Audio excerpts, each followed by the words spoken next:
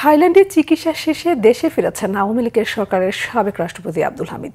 রবিবার দিবাগত রাত 1:30টায় থাই এয়ারওয়েজের একটি ফ্লাইটে তিনি ঢাকায় আসেন। এদিকে স্বরাষ্ট্র উপদেষ্টা অবসরপ্রাপ্ত লেফটেন্যান্ট জেনারেল জাহাঙ্গীর আলম চৌধুরী জানিয়েছেন, আব্দুল হামিদের বিরুদ্ধে কোনো পরোয়ানা নেই বলেই তাকে গ্রেফতার করা হয়নি। হযরত শাহজালাল আন্তর্জাতিক বিমানবন্দরের নির্বাহী পরিচালক group captain S M. Ragib Samad Abdul হামিদের দেশে ফেরার বিষয়টি নিশ্চিত করেছেন।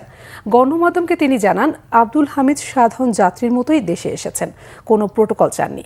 ফ্লাইট থেকে হুইল চেয়ারে করে আব্দুল হামিদকে নামিয়ে আনা হয়। তার মুখে মাস্ক ও পরনে ছিল শার্ট লুঙ্গি। এ সময় তার সঙ্গে ছিলেন ছোট ছেলে রিয়াদ আহমেদ ও শ্যালক ডক্টর নওশাদ খান। গণ অভ্যুত্থানে শেখ হাসিনা ও তার দল আওয়ামী লীগের পতনের 9 মাস পর গত 8 মে চিকিৎসার জন্য ব্যাংককের উদ্দেশ্যে যান আব্দুল হামিদ। এদিকে স্বরাষ্ট্র উপদেষ্টা জানিয়েছেন, আব্দুল হামিদের মামলার বিষয়ে তদন্ত চলছে। বিষয়টি প্রমাণিত হলেই গ্রেফতার করা হবে। আবারও আশ্বস্ত করেন, কোনো নিরাপদ ব্যক্তি হয়রানির শিকার হবেন না।